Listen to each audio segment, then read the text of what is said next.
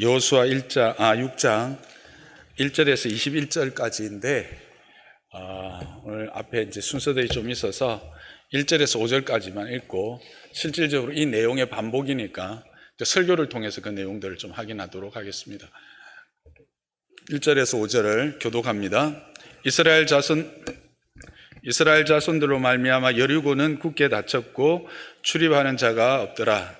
여호와께서 여호수아에게 이르시되 보라 내가 여리고와 그 왕과 용사들을 내 손에 넘겨 주었으니 너희 모든 군사는 그 성을 둘러 성 주위를 매일 한 번씩 돌되 여섯 동안을 거리하라. 제사장 7은 7 양각 나팔을 잡고 언약궤 앞에서 나아갈 것이요 일곱째 날에는 그 성을 7번 돌며 그 제사장들은 나팔을 불 것이며 함께 했습니다. 제사장들이 양각 나팔을 길게 불어 그 나팔 소리가 너희에게 들릴 때에는 백성은 다 큰 소리로 외쳐 부를 것이라. 그리하면 그 성벽이 무너져 내리리니 백성은 각기 앞으로 올라갈지니라 하시매. 아멘. 오늘 설교 제목이 뭐예요? 승리의 방정식. 이 방정식 나오면 좀 힘드신 분들 많죠. 이 방정식은 1차부터 시작해서 n차까지 쭉 있는데 핵심은 뭡니까? 그 미지수를 정수가 되도록만 찾으면 답은 나오는 겁니다. 그렇죠? 그래서 오늘 이 시간은 이 미지수로 남아있는 성리의 방정식에서 미지수를 좀 찾아보는 거예요. 그래서 그거를 확인하는 작업입니다. 그리고 여기서 그러면 성리라는 건 뭘까를 좀 이야기하고 갔으면 좋겠습니다. 여러분 한 해를 이제 시작하면서 올해가 여러분의 삶에 승리하는 한 해가 되기를 원하시죠? 근데 이제 여호수아에서 승리가 어떤 의미일까? 라고 할 때 이 구속사적 관점에서 보면 이 여호수아의 승리는 바로 안식입니다. 출애굽을 통해서 아브라함을 통해서 선택하시고 그 민족이 이제 출애굽을 할 수 있도록 성장하고 그래서 하나님의 때에 출애굽함으로 구원을 얻게 되죠. 그 구원을 얻어서 광야라고 하는 기간을 지나면서 단련되고 성숙되어집니다. 그래서 이제 하나님의 약속의 땅 가나안을 들어가고 이 가나안 정복은 결국 하나님의 나라를 의미하고 그 하나님의 나라에서의 안식을 말하는 겁니다. 하나님의 나라의 안식, 그게 바로 승리입니다. 그래서 본문이 말하고자 하는, 또 제가 말하고자 하는 이 승리는 세상적인 성공이 아니라 그리스도 안에서 누리는 안식, 그리스도로 말미암아 구원받은 자가 얻어야 되는, 누리게 되는 그 안식에 들어가는 방법이 어떤 것인가, 그 방법에 우리가 찾아야 될 미지수가 뭔가라고 하는 거예요. 그걸 위해서 우리가 본문을 좀 살펴봐야 되겠죠. 오늘 본문은 우리가 잘 아는 여리고성 전투입니다. 근데 이걸 시작하면서 여러분 왜 여리고일까라고 하는 질문을 해보신 적이 있습니까? 그냥 여리고의 첫 전투가 일어났구나 라고 생각하셨죠? 근데 여리고라고 하는 것도 지도를 한번 보시면 그 이유를 알 수가 있습니다. 지도를 한번 볼까요? 여리고가 있고요. 그 바로 위에 길갈이 있습니다. 길갈이 어디예요? 요단강을 건너서 가장 먼저 진친 곳이죠. 그리고 그 바로 밑에 여리고가 있고요. 여리고 옆에 뭐가 있어요? 아이성이 있습니다.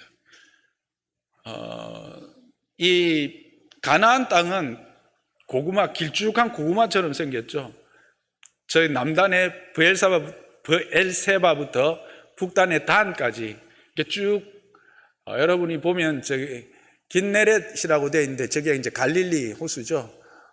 갈릴리 호수부터 염해 사해까지 여러분들이 보시기에 오른편 그쪽이 이제 가나안이잖아요. 그 가나안 땅의 거의 중앙입니다. 왜 그런 줄 아시겠죠? 중앙을 들어가면 어떻게 해요? 남북이 분리가 됩니다. 연합군을 형성할 수가 없죠. 그리고 이 전쟁의 소문이 아주 빠르게 확산되겠죠. 양쪽으로. 그죠? 균형 잡히게. 저 만일 브엘세바 쪽에서 들어가면 단까지 올라가는데 뭐 시간도 걸리고 또 왜곡도 되고 그렇겠죠. 단으로 들어가면 브엘세바 밑에 쪽에 동일한 일이 있겠죠. 그래서 이 참 우리는 그냥 막연하게 여리고다 그렇게 생각하는데 하나님은 다 계획이 있으셨던 거죠. 그래서 하나님이 그 가나안의 중앙인 여리고와 아이성으로부터 시작해서 보신 것처럼 꼭 이렇게 수학의 루트 같았죠. 밑으로 갔다가 위로 갔다가 다시 헤브론, 예루살렘 그 중앙으로 이렇게 내려오는 그런 과정으로 정복이 이루어지게 되어집니다. 그래서 이 여리고 전투는 그 하나님이 얼마나 전쟁에 능하신 전략가인가 그런 것도 보여주는 작은 예이기도 합니다. 하나님이 그래서 이제 여호수아와 이스라엘 백성들을 찾아가셔서 오늘 말씀하시는 것으로 여리고성 전투는 시작됩니다. 여리고성 전투는 어떻게 시작한다고요? 하나님이 찾아오셔서 말씀하심으로 시작됩니다. 그 말씀이 2절입니다. 여호와께서 여호수아가 이르되 보라, 내가 여리고와 그 왕과 용사들을 내 손에 넘겨주었다라고 합니다. 보라는 감탄사입니다. 그리고 마지막은 완료형으로 종결됩니다. 뭡니까? 하나님이 감탄하면서 야 봐, 내가 벌써 끝내놨어 이 말입니다. 뭘? 전쟁을. 인간 편에서는 전쟁 시작도 안 했죠. 근데 하나님 편에서는 뭐예요? 마치신 거예요. 우리를 향한 하나님의 일하심이 이와 같은 것을 여러분 믿으시기 바랍니다. 하나님은 우리의 삶에 있어서 우리의 영적 전투를 이미 맞춰 놓으신 그분이 바로 우리의 하나님이신 것을 여러분 기억하시기 바랍니다. 여기까지는 참으로 웅장하고 대단해 보입니다.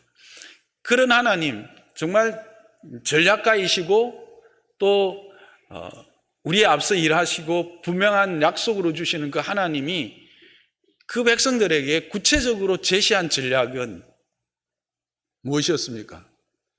의외였습니다. 당황하게 하는 거였습니다. 좋은 무기를 주시든지 아니면 번개를 치시든지 뭘 그렇게 하신 게 아니고 그냥 조용히 성을 돌라고 합니다. 병사들을 앞세우고 제사장들로 양강나팔을 불고 언약궤를 뒤따르게 하고 그 뒤에 백성들을 해서 그냥 성을 돌래요. 아무 말 하지 말고. 여러분 이게 이해가 되세요? 여러분 이성으로 이게 용납이 되세요? 상식적입니까? 대한민국 남자들 뭐 한 8, 90% 이상 다 군대 갔다 오셨죠? 여러분 만일 여러분의 그 사단장이 전투에서 이런 그 전략을 내세웠다. 여러분 어떻게 하겠어요? 예 하고 따르겠어요?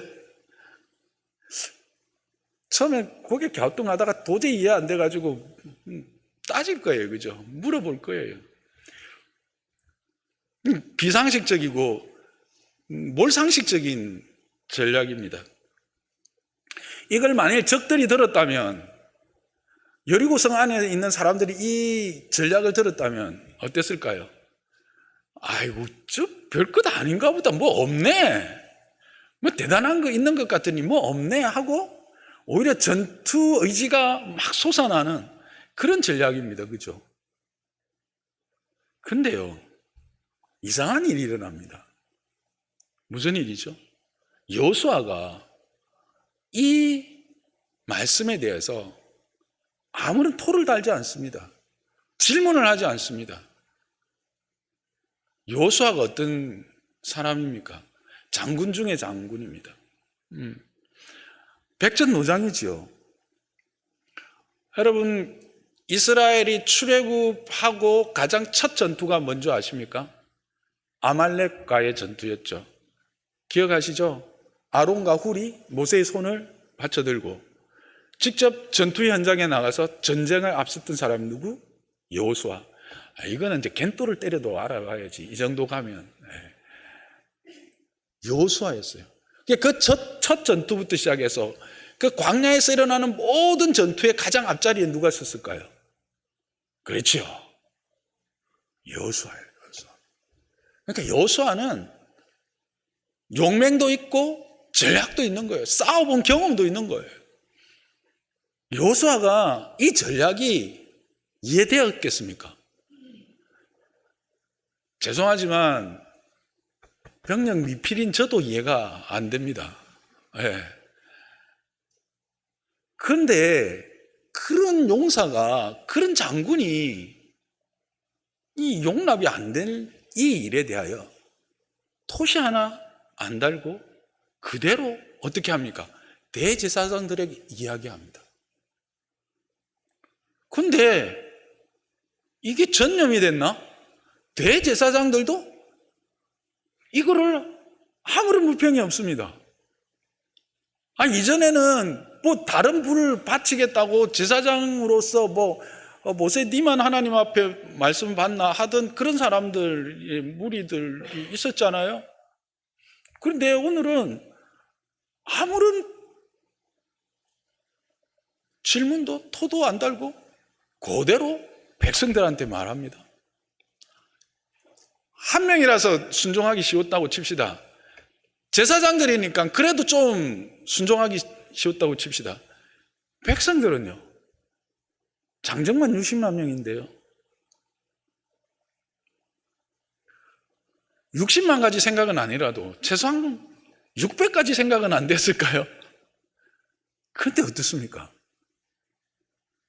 아무도 질문하지 않고 불평하지 않고 묵묵히 한 바퀴 집으로 갔다가 텐트로 갔다가 또 와서 한 바퀴 그러고 갑니다. 이걸 6일 동안 계속 하네요. 한 3일은 그래도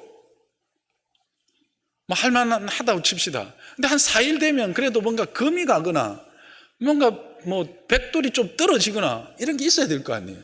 아무 일도 없었거든요. 그걸 6일이나 하네요. 원래 이스라엘 백성들이 이런 사람들이었어요? 아니잖아요. 7일 날까지 해. 7일 날 돼서 양각나팔을 크게 부니까 진짜 소리를 쳤네? 어쩐 일이 일어났을까요? 20절과 21절입니다. 여러분 가진 성경을 보세요. 펴놓고 한번 읽어봅시다. 시작. 이에 백성들은 외치고 제사장들은 나팔을 불매 백성이 나팔 소리를 들을 때에 소리 질러 외치니 성벽이 무너져 내린지라. 백성이 각기 앞으로 나아가 그 성에 들어가서 그 성을 점령하고 그 성 안에 있는 모든 것을 온전히 바치되 남녀노소와 소와 양과 나귀를 칼날로 멸하니라. 어떤 일이 일어났어요? 진짜 무너진 거예요.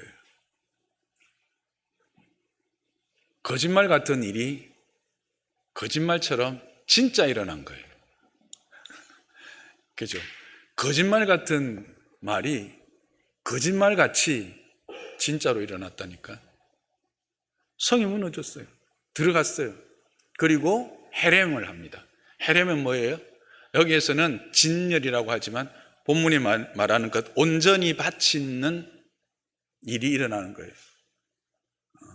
그것으로 이 여리고성 전투는 끝납니다. 누가 승리했어요? 누가 승리했어요? 이스라엘이 승리했죠.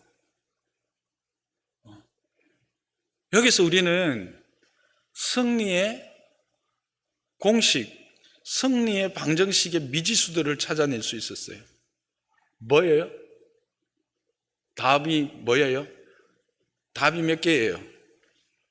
네 개가 되는 거예요. 4차 방정식이었던 것 같아요. 첫째, 하나님의 말씀이 임하시는 거예요. 두 번째는요, 말씀에 순종하는 지도자였어요. 세 번째는요, 제사장과 그 다음에 백성들의 순종이었어요. 네 번째는요, 헤렘, 온전히 바치는 그 자리에까지 끝까지 순종하는 거예요. 이 미지수들, 우리가 찾아낸 그 답들을 공통적으로 흐르는 한 단어가 있죠. 뭡니까?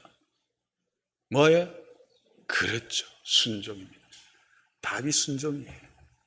목사님, 또 당연한 말씀. 그렇죠. 근데 본문이 그걸 이야기하잖아요. 순종이에요, 순종. 근데 순종인데 어떤 순종인가? 내가 이 묵상하면서, 앞에도 이야기했지만, 이렇게 철저하게 순종하네. 그래서 저는 순전한 순종이라고 이름 붙여봤어요. 순전한 순종. 퓨어한. 전혀 오염되지 않는, 그러니까, 가공되지 않고 포장되지 않는 날 것으로의 순종. 이런 느낌이 저는 왔어요. 날 것이라는 의미를 좀 아시겠죠? 그죠?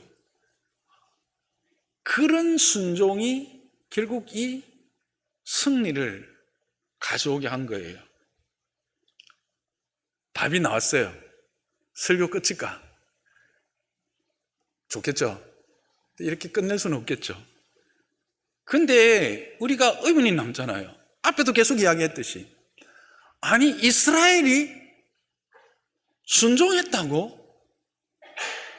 아니 이스라엘이 그 말을 하나도 안 어기고 끝까지 완전히 바쳐지는 헤레메까지 순종했다고? 어떻게? 이유가 뭐지? 그 질문을 하게 됐어요. 이게 진짜 답인 것 같아요. 방정식을 풀면, 우리가 저 때는 이제 방정식 이렇게 풀면 대충 답이 가다가 겐또 때리는 게 있었어요. 마이너스 1, 0, 1. 요 숫자가 가장 답이 많았어. 그래서 풀다가 잘 안 되면 고 때리 넣으면 한두 개는 맞아.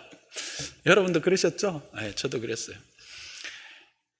그래서 수학 문제를 풀 때 여러분, 답이 나왔다고 과정이 없는데 만점 받을 수 있어, 없어? 없어요. 그러니까 미지수를 찾는데 결국은 이 과정을 알아야 진짜 답의 가치를 알 수가 있는 거예요. 이 순종이라고 하는 거가 어떻게 나왔는지를 알아야 우리도 이 순종을 할 수 있을 거 아니에요. 여러분, 순종하기 쉬워요, 어려워요? 어렵죠? 여러분, 이런 순종 하고 싶어요, 안 하고 싶어요? 안 하고 싶어요? 하고 싶죠. 근데 답은 알겠는 거야. 근데 그 과정이 도대체 어떻게, 무슨 일이 있어서 이 이스라엘이 이렇게 됐냐는 거야. 무슨 일이 있었던 거야?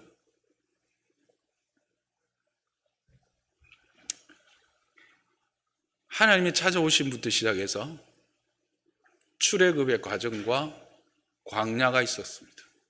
그리고 가나안을 앞두고 다시 복습의 시간들이 있었어요. 한마디로 말하면 과정이 있었다는 거예요. 어떤 과정? 은혜의 과정과 연단의 과정입니다. 우리가 앞에서 살펴봤듯이 이스라엘이 순종하는 자들이었나요? 아닙니다. 그들은 늘 불평과 불만을 입에 달고 사는 사람들 아닙니까? 물 있어요? 배고파요? 왜 우리 이곳에 와가지고 굶겨 죽이는 거예요?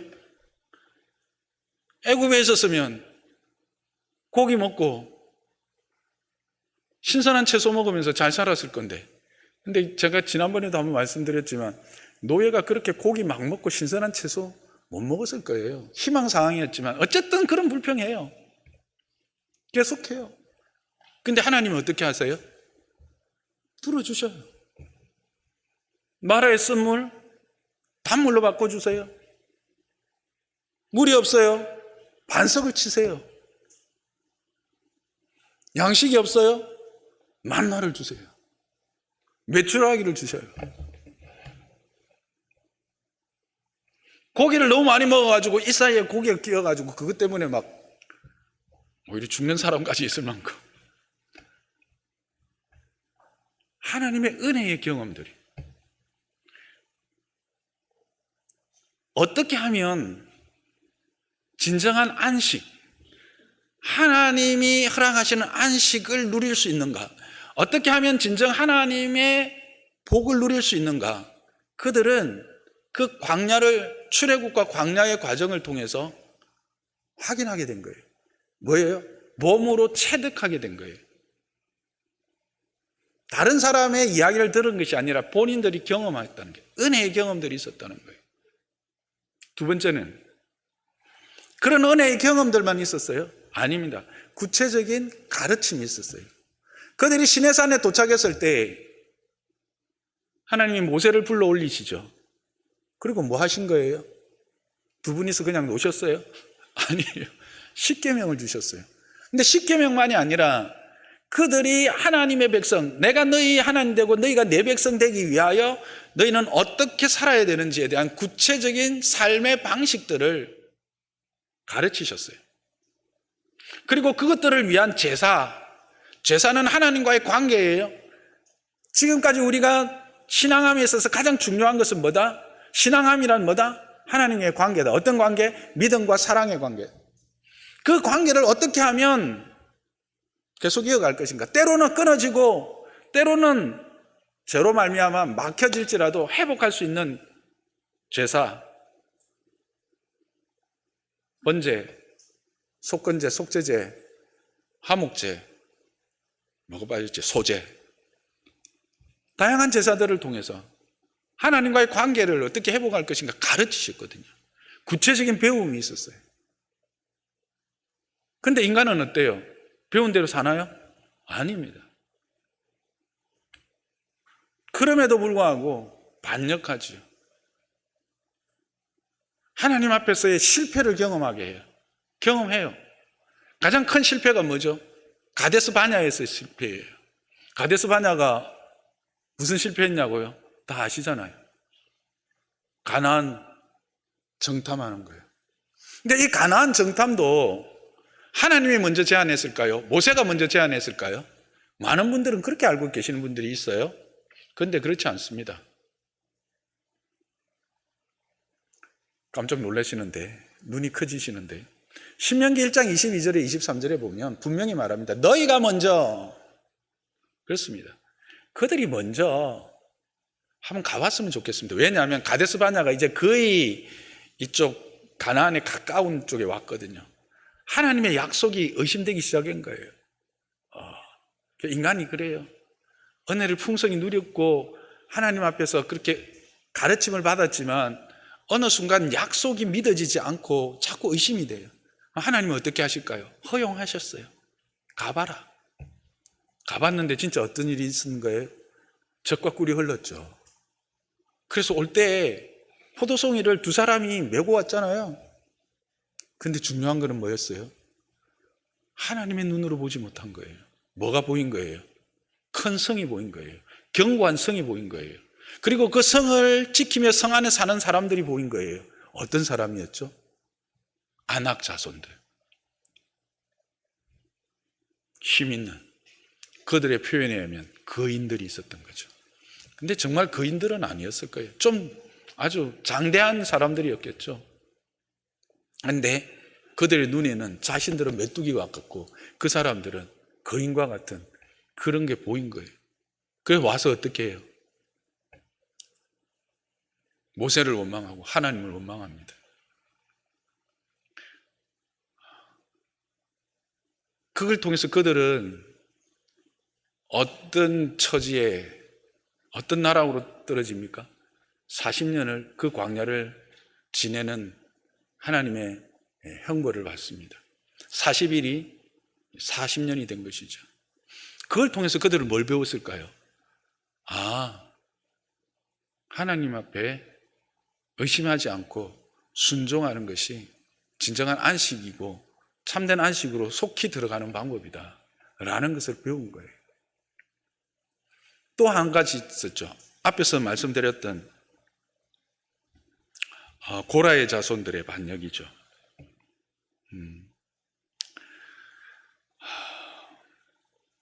이들 역시 앞에서 말씀드렸던 것처럼 그들이 자신들의 그 제사장으로서 세움받은 것에 대해서 감사하고 거기에 기쁨으로 순종하기보다 뭐예요? 하나님의 질서에 대한 도전을 하죠. 그래서 당신만 하나님과 교통하느냐? 우리도 교통하고 우리도 우리의 불을 드릴 수 있다. 하나님이 부르시죠. 그들 250명 함께 불렀습니다. 같이 준비하라 합니다. 어디에 불이 내립니까? 모세의 재물에 불이 내리고 나머지 사람들은 어떻게 돼요? 그 즉시 땅이 갈라져서 다 매몰되어 버립니다. 그걸 통해서 그들은 다시 한번 확인하는 거죠. 이게 언제 있었냐면 가데스 바냐 사건 후입니다. 고라 자손의 반역은 가데스 바냐 후예요. 가데스 바냐의 사건이 있었음에도 고라의 그런 반역도 있다는 거예요. 인간의 연약함을 이야기하는 거예요. 우리의 인생의 여정에서 이런 과정이 있다는 거예요. 이런 걸 통해서 뭘 배운 거죠? 순종이 하나님의 은혜를 온전히 누리고 하나님의 안식에 속히 들어가는 방법이다 하는 거죠. 이것들은 다른 말로 하면 하나님의 거절 그리고 하나님 앞에서의 실패의 경험들이 있었던 거예요. 그걸 통해서 뭐가 된 거예요? 이스라엘 민족 스스로 자기 객관화가 된 거예요. 아, 우리는 어떤 존재구나. 아, 우리는 불평하고 불만하기 좋아하고 결국은 의심하고 결국은 하나님께 대적할 수밖에 없는 연약한 자들이구나. 그런데 우리가 이런 참 안식에 들어가기 위해서는 이것은 버려야 하는 거고 우리가 온전히 하나님께 순종하는 길만이 그 참된 안식에 들어갈 수 있겠구나를 몇 년 동안? 40년 동안 계속해서 여기 기록된 것들은 아주 큰 것들이죠. 뭐 제가 말한 것도 불뱀 사건도 있고 많이 있었어요. 계속해서 확인하게 된 거죠. 거기에다가 이제 가나안에 들어왔어요. 와서도 어떻게 해요? 동일하게 하나님이 찾아오십니다. 여호수아 찾아오시고요. 모세를 찾아오셨던 것처럼 찾아오시고 담대하라고 말씀하시죠. 지난주 우리가 살펴봤던 직면하게 하시고요. 그리고 그 직면하게 하신 이후에 하나님의 해결책까지 주시죠. 율법책을 내 입에서 떠나지 말게 하며 주야로 묵상하여 그 가운데 기록한 것을 다 지켜 행하라. 좌로나 우로나 치우치지 말라. 분명히 말씀하십니다. 그리고 나서 어떻게 합니까? 홍해를 건넜던 동일한 은혜를 요단강을 통해서 경험하게 하십니다. 철저하게 복습시키십니다. 그리고는 거기서 할례까지 행하게 하십니다. 뭐예요? 이 정복 전쟁이 어떤 의미가 있는 건지. 이것은 너희들의 육신의 전쟁이 아니라 영적 전쟁이다. 너희들이 성결함이 어떤 것보다 우선하다. 그리고 나서 마지막 순간에 또 뭐가 6장 앞에 5장 말에 보면 여호와의 군대 장관이 여호수아 앞에 나타납니다. 그러면서 거룩한 곳이니 신을 벗으라 이야기하죠. 이거는 우리가 모세의 떨기나무 앞에서 부름받았던 그 상황과 너무 동일합니다. 하나님은 이렇게 뭘 하신 거예요? 순종할 수 있도록 철저하게 그들의 삶의 여정을 통해서도 보여주시고 경험케 하시지만 가르치심을 통해서도 또 다시 그거를 반복해서 가르치실 만큼 우리를 사랑하시고 우리에 대한 애정이 있으시다는 거예요. 그걸 통해서 이들은 철저하게 준비되어져 왔다라는 사실. 그래서 그들이 정말 상식적으로 이해가 되지 않는, 용납되지 않는 그 명령 앞에 누구도 지도자로부터 시작해서 모든 백성에 이르기까지 하나 같은 순종을 이루어낸 것입니다. 이것은 오늘 살아가는 우리들에게 많은 것을 동시에 이야기해 주죠. 우리의 삶의 역시도 이런 하나님의 은혜, 하나님의 안식 안에 들어가기 위한 여정 안에 있습니다. 우리의 이 믿음의 여정은 그저 시간을 지나가는 것이 아니죠. 이것은 영적 전투입니다. 이 영적 전투를 잘 우리가 싸워야 뭘 할 수 있어요? 안식을 누려요. 순간순간 이 참된 안식에 들어가게 된다는 거예요. 그럼 이 안식에 들어가기 위해서는 우리 삶에 뭐가 필요하다? 첫째, 은혜의 경험들이 필요하다. 여러분, 25년을 시작을 했습니다. 25년에 합당한 은혜가 필요할까요? 안 할까요? 하나님은 우리를 향한 그 은혜의 보좌를 열어주셨습니다. 예수 그리스도의 십자가에 달려 돌아가셨을 때 그 성전의 휘장이 위로부터 아래로 열리고 이제 누구나 다 그 은혜의 보좌 앞으로 직접 들어가 하나님을 만날 수 있게 예수님이 길을 열어주셨습니다. 근데 여러분, 죄송하지만 2025년을 시작하면서 그 은혜의 보좌에 대한 사모함이 얼마나 되십니까? 지금부터 제가 웃으면서 이야기하겠습니다. 화를 내면 여러분이 무서워하실 것 같아서. 우리 교회는 매년 시작하면서 특별 새벽 기도로 한 해를 시작합니다.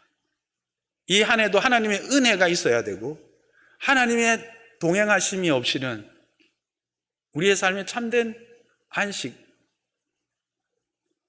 하나님의 참된 은혜를 누리지 못하기 때문에.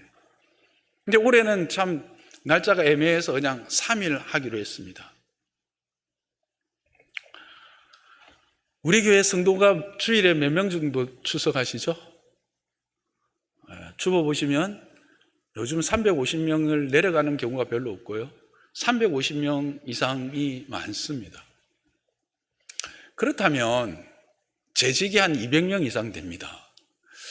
특별 새벽 기도입니다. 한 해를 시작하는. 몇 분 정도가 기도하면 될 것 같습니까? 여러분 생각에 10명? 20명? 30명? 저는 최소한 200명은 기도해야 된다고 생각합니다. 왜? 우리 교회 재직들이 200명 이상이거든요. 그래도 교회에서 재직으로 임명받았다면 한 해를 시작할 때 자신의 삶과 가정과 교회와 나라를 위해서 그렇게 하나님께 묻고 은혜를 구하는 출발이 있어야 되지 않겠습니까? 제가 너무 과한 거를 요구하나요? 아니, 말씀드리고 있나요? 오늘 본문이 그걸 이야기해요. 여러분은 2025년을 이 승리, 하나님의 안식을 원하시죠? 그렇다면 우리는 어떻게 해야 된다? 첫째, 은혜의 경험들이 우리 안에 계속 축적이 돼야 돼요. 그래야 의심하지 않습니다. 확신을 가지게 돼요. 근데 더 큰 은혜는 뭐예요? 실패해도 다시 기회가 있다라는 거예요. 연단의 과정이 있어야 돼요. 거절의 실패의 경험들은 오히려 더 큰 은혜 안으로 들어가게 해요. 가데스 바냐의 사건, 고라의 사건, 불뱀의 사건. 그래서 제가 설교할 수 있는 거예요. 오늘 2025년의 몇 번째 주일? 몇 번째 주일입니까? 두 번째 주일. 몇 주 남았어요? 52주가 남았어요. 날짜로는요, 365일에서 11, 12 빼면 몇이에요? 하여튼 남았어요. 예. 수학은 좀 하는데 산수를 잘 못해. 어쨌든 350일 이상 남았어요. 이 남은 기간 동안 여러분이 하나님의 은혜의 보좌 앞으로 나아가는 시간이 계속되어지기를 주님의 이름으로 축복합니다. 거룩한 영적 습관을 들이십시오. 특히 우리 교회는 훈련하는 교회로 제자 훈련하고 사역 훈련하셨던 분들, 여러분들이 그때 가졌던 그 영적 거룩한 습관들을 다시 회복하기를 주님의 이름 축복합니다. 혼자 하기 힘들죠. 그래서 새벽 기도도 같이 이 넓은 데에, 죄송하지만 요즘 새벽 기도 몇 명 예배 드릴까요? 우리 교회? 주보 한번 보세요. 일주일 다 모아서 30명 안 될 때가 있습니다. 하루에 5명, 평균 5명. 새벽 기도 오라고까지는 안 하겠습니다. 수요 기도회라도 한 분씩은 와 주세요. 여러분, 무슨 배짱으로 기도 안 하고 이 믿음의 싸움을 싸우려고 하십니까?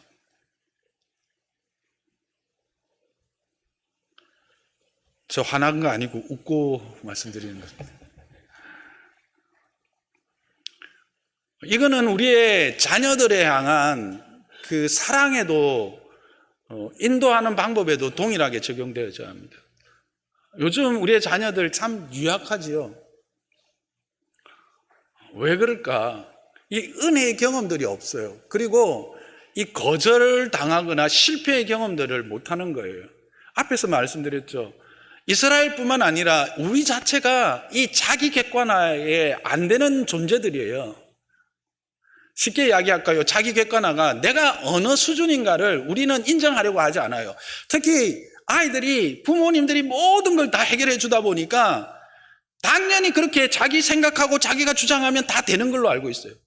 누군가에게 가서 말하면 당연히 그 사람은 내 부모님처럼 나에게 다 해줄 거로 생각하는 거예요. 근데 진짜 그런가요? 막상 나가보면요, 100에 90은 거절당해요. 조금 더 쓸까요? 한 70은 거절당할까요? 덜 쓸까요? 아무리 많이 써도 50 이상을 수용당하지 못해요. 수용받지 못해요. 그러니까 아이들이 어떻게 됩니까? 혼란이 일어나는 거예요. 특히 이제 중학교 막 올라가면, 초등 고학년부터 중학교 가면 호르몬까지 막 이렇게 분비되면서 막 혼란이 생기기 시작해요. 우리가 생각하고 싶지 않은 걸로 가는 거예요. 문 닫고 들어가는 거는 신사죠. 이야기 안 하는 것 정도는 신사예요. 어릴 때부터 때로는 거절에 대해서 훈련시켜야 합니다. 실패를 경험하게 해야 돼요. 왜? 그렇게 돼야 자기 안에서 자기 인식이 생기는 거예요. 그런데 이럴 때 조심해야 되는 게 있죠. 무조건 거절하거나 무조건 실패를 경험하도록 내몰면 될까요? 아닙니다. 설득해야 되죠. 이해시켜야 됩니다. 그게 바로 소통이에요. 아이 때부터 왜 너는 이렇게 해야 되는지, 왜 너는 예배를 드려야 하고, 왜 너는 교회를 가야 되는지, 왜 너는 이것은 하지 말아야 되는지, 이것을 하면 안 되는 이유에 대해서 여러분 설득해야 돼요. 이해시켜야 돼요. 누구처럼? 하나님처럼. 아이는 우리보다 더 잘 받아들입니다. 근데 우리는 일방적으로 명령할 뿐이에요. 아니면 내 생각을 강요할 뿐이에요. 그리고 딱 경계를 지어버리고 끝. 그게 아니에요.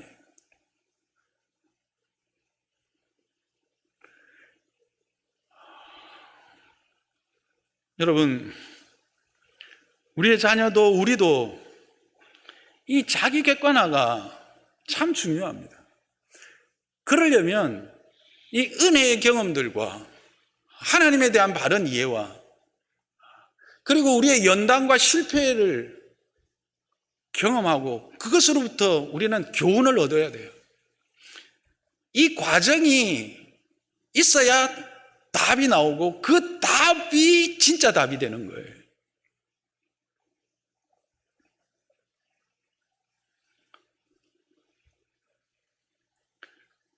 그 완전한 답이 결국은 무엇으로 완성됩니까? 헤렘으로 완성됩니다. 헤렘이 뭐라고요? 온전히 받쳐짐입니다. 그것을 알 수 있는 거는요, 우리가 조금 7장에 가면 바로 누가 나와요? 아간이 나오죠. 아간의 범죄. 그죠? 자기 욕심을 따라서 숨기는 겁니다. 그래서 공동체가 이 샬롬, 안식에 못 들어가야 되잖아요. 본인뿐만 아니라.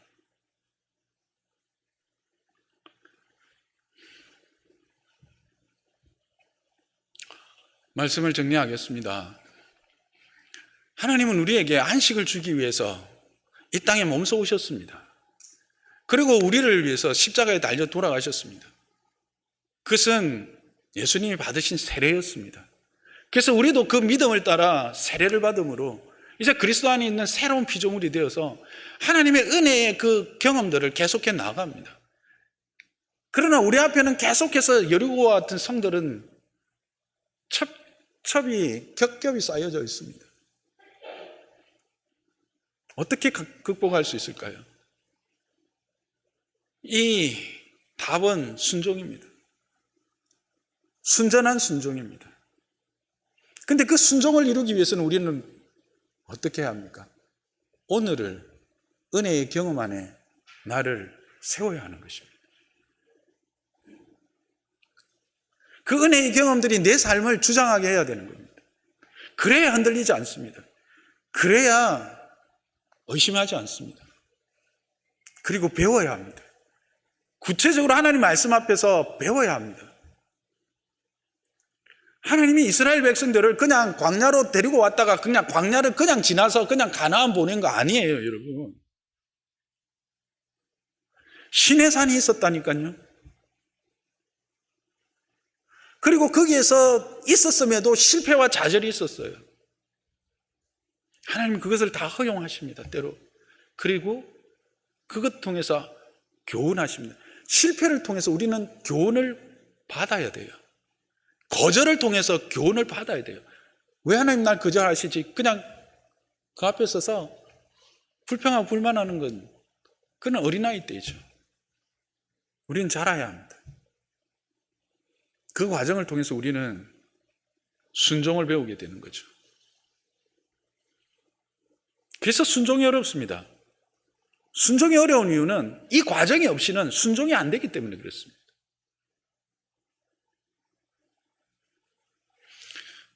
사랑하는 성도 여러분, 2025년의 시작, 이 시작점에 있어서 하나님은 이 여호수아의 말씀, 특히 여리고성 전투를 통해서 우리에게 궁극적으로 허락하시려고 하는 승리, 그 안식에 들어가는 법을 말씀하여 주십니다. 우리가 발견했던 이 많은 미지수들, 한 가지 부탁할 게 있습니다. 그래서 하나님의 말씀이 우리에게 임합니다. 누구를 통해서? 지도자를 통해서. 그래서 제가 또 우리의 교육자들이 여러분에게 말씀을 가감없이 전할 수 있는 용기를 달라고 여러분 기도해 주셔야 됩니다. 여러분들 얼굴을 제가 똑바로 쳐다보면서 기도하세요 라고 하는 게 쉽겠습니까? 저 참 여린 사람입니다. 진짜입니다. 눈물 많고요. 여린 사람입니다. 저도 여러분하고 얼굴 붉히기 싫습니다. 좋은 말 하고 싶습니다. 근데 말씀을 말씀으로 바로 전할 수 있도록 여러분들이 기도해 주셔야 합니다. 또한 여러분 앞에 말씀드렸던 것처럼 아멜렉 전투에서 아론과 훌, 여호수아 그들의 달란트, 재능을 따라서 함께 동력했습니다. 그런 동력이 있어야 합니다. 그럴 때 우리 안에서 은혜가 은혜되며 그런 경험들이 계속해서 이루어가고 우리 공동체는 더 건강하게 되어질 것입니다. 그래서 저를 위해서 기도해 주시고 함께 동력해 주시기를 주님의 이름 부탁합니다. 그래서 2025년 이 본문의 말씀처럼 우리가 계속해서 은혜의 경험들이 쌓아가고 연단되어지고 그래서 하나님의 이 참된 안식을 누리며 찬양하는 2025년이 되기를 주님의 이름으로 축복합니다.